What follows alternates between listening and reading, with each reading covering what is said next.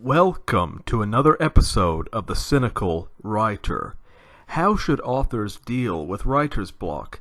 Now, personally, I often have to deal with the opposite problem, where I have so many ideas in my head that I often can't decide on which idea to focus on. But to me, that's a topic for a completely separate video. Now, there are primarily two different kinds of writer's block. One is where you have trouble just coming up with an idea, and the other is where you have trouble coming up with an ending. Well, if you're struggling to come up with an idea, I think maybe you should try this.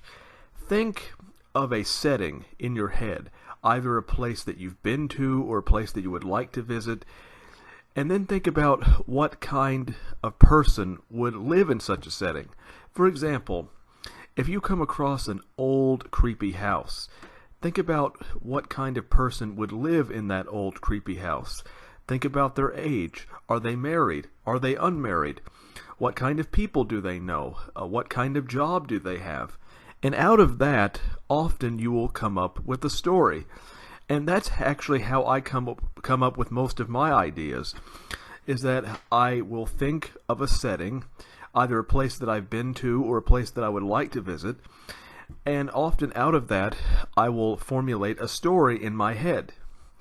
Now, if you're trying to decide how to end a story, very often I would suggest trying to decide what would change the main character the most. What kind of situation would change the main protagonist the most? Because in most good stories, the main character will change at least somewhat.